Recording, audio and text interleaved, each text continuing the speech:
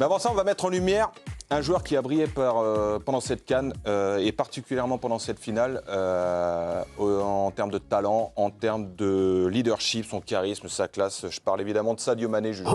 Ouais, et une image m'a marqué durant cette finale, et je pense qu'elle a marqué tout le monde. C'est quand la légende sénégalaise a rappelé son équipe qui s'était décidée par l'intermédiaire de son sélectionneur, Pape Thiaw, que vous voyez à l'image, a quitté la pelouse en guise de protestation contre le pénalty accordé aux Marocains. Via les images captées par le diffuseur, on entend Sadio Mané dire « On va jouer comme des hommes ». La star du Sénégal a agi en écoutant notamment les conseils de l'ancien sélectionneur du Sénégal entre 88 et 92, Claude Leroy, consultant pour Canal+, et du Togo, consultant pour Canal+, sur la compétition et chroniqueur dans l'équipe du soir, qui sera d'ailleurs chez Mémé ce soir pour évoquer tout ça.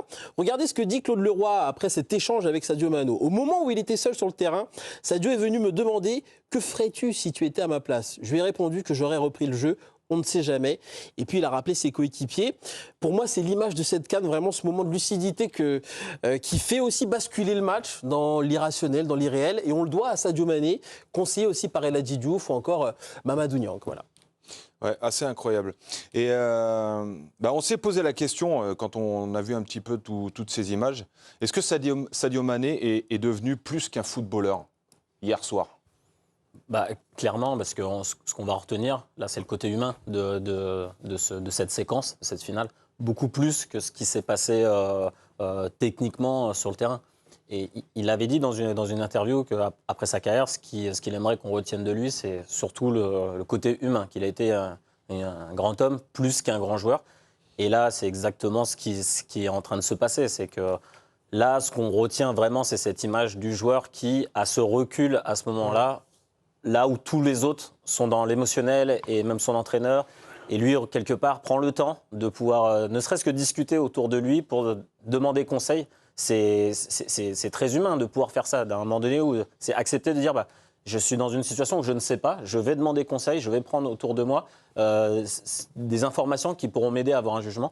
Et on voit qu'il en sort grandi, parce que ce qu'il a fait, c'est tout en son honneur. Et derrière, quelque part, il y a une certaine justice et il est récompensé de ça. Et le Sénégal. Et Tidiane, est-ce que ça ne reflète pas aussi son humilité, même sa lucidité? Parce que franchement, après le match, la pression, tout ce qu'il y a, avoir la capacité d'analyse, de dire là, on est en train de faire n'importe quoi, faut être balèze, quoi. Je sais pas, moi, je trouve ça fascinant. Non, mais c'est évidemment une soirée qui va renforcer la dimension iconique de Sadio Mané au Sénégal, mais sur tout le continent et peut-être même au-delà. Maintenant, est-ce qu'il est devenu plus qu'un footballeur hier? Moi, je vais quand même répondre non, parce que pour moi, c'était déjà le cas avant.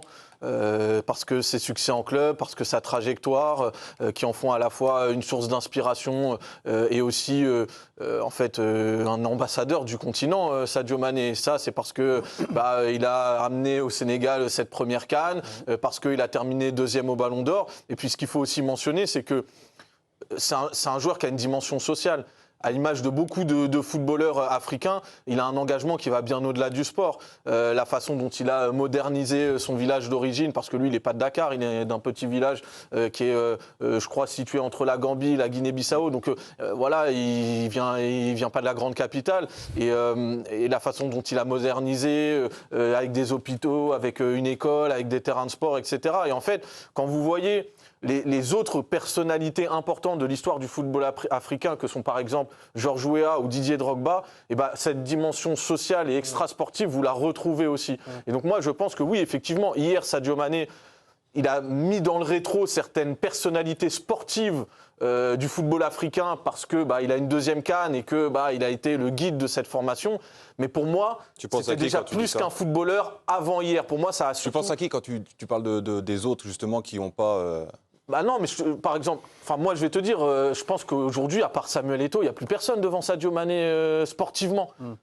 Parce que voilà, c'est le joueur qu'il est, le symbole, le guide, c'est ouais. Mais tu vois, par exemple, même un Drogba, lui, n'a jamais gagné la CAN, par exemple. Donc, automatiquement, tu vas passer devant des joueurs comme Yaya Touré, les grands joueurs égyptiens qui étaient Mohamed Aboutrika ou Ahmed Hassan. Il y en a beaucoup quand même qui, en termes de palmarès et d'accomplissement, pouvaient se mettre au même niveau. Mais hier, que ce soit l'image ou le sportif, ça l'a propulsé tout en haut quasiment. Et tout en haut est dans quelque chose d'iconique. Parce qu'au-delà de la capacité technique des joueurs et des palmarès, là, l'exemple qu'il incarne et le fait de faire revenir tout le monde, c'est la bonne solution, en fait. Le fait de s'appuyer sur le roi pour prendre des informations, la lucidité qu'il a d'aller chercher.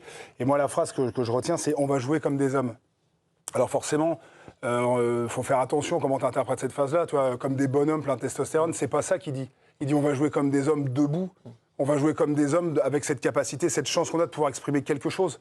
On va le finir, ce match, parce que l'histoire doit être écrite. Il l'emmène, tu parlais de guide, c'est un peu ça. Il ramène tout le monde comme le troupeau. Tu vois, il dit, allez, si vous voulez rentrer dans l'histoire, c'est pas en allant par là, c'est vers le gazon. Prenez votre chance, soyez des hommes ou des femmes. C'est pas cette notion-là. Non. Le testostérone, c'est non, pas du tout, pas du tout. Un homme, c'est quelqu'un qui assume ses responsabilités dans la vie, et c'est ce qui s'est passé hier avec Sadio Mané. Je pense que s'il y a Kalidou Koulibaly qui est sur le terrain, je pense que ça ne se passe pas non plus.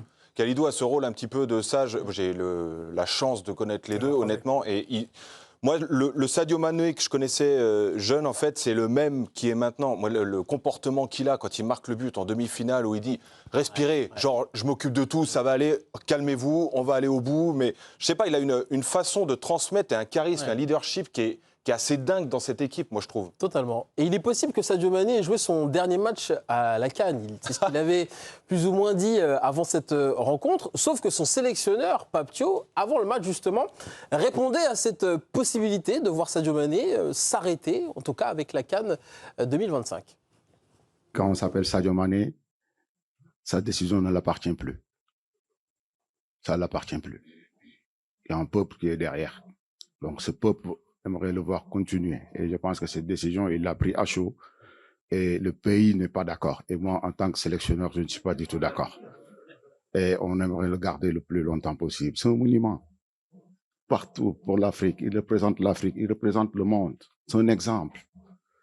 Ces genres de personnes, on a besoin dans cette vie. Il donne des leçons de vie. Son humilité, son éducation. Et comment il mouille le maillot du Sénégal, est-ce qu'on a envie de le voir partir? Moi, non. Et ses coéquipiers aussi, non. Je pense qu'il faut garder cette personne. Mathieu, c'est ultra fort ce que dit Pape Thiaw. Si je comprends bien, Sadio Mané, il n'a pas le choix quelque part. C'est pas lui qui peut décider si oui ou non il doit arrêter avec la sélection après cette CAN. Arrêter la CAN après cette victoire, cette deuxième victoire. Il n'est pas maître de son destin. Ça paraît fou quand même. Si, non, ben là forcément c'est de la com et ça va essayer de l'influencer de partout. C'est normal, là il est sur le toit du monde, donc c'est normal maintenant. Il dépasse le football. Bah, moi je pense pour lui ça serait bien qu'il arrête. Pour justement partir Toi, tu tiens vraiment pas les panenkas, tu veux partir à la retraite. C'est quoi cette passion de foot là? Mais non, c'est parce qu'on sait très bien comment c'est. Tu prends le risque évidemment de là il peut pour moi partir la tête haute et par la grande porte. Tu ne sais jamais ce qui va se passer. Il va revenir dans 2 ans, tu refais la CAN, c'est plus dans le même groupe. Ils se font sortir, je ne sais pas, des poules. Il aura et là, la même tout de suite, on va dire, bah, tiens, t'aurais dû t'arrêter. Mathieu, il aura la même personnalité. Ce ne sera pas comme Ronaldo qui s'agrippe à quelque chose. C'est pas la même chose. Là, on est dans un autre registre. Pas que la personnalité. Tu sais très bien qu'il y a plein d'autres choses. Il s'arrêtera s'il sent qu'il n'a plus le niveau. Ah non, mais évidemment, ça c'est clair. En fait, il ne prendra jamais en otage la sélection. C'est pas ce genre de personne. Ça c'est sûr, mais il sera toujours encouragé là par rapport à tout ce qu'il vient de faire. Il sera toujours encouragé de jouer. Maintenant, c'est très bien que par rapport à ça.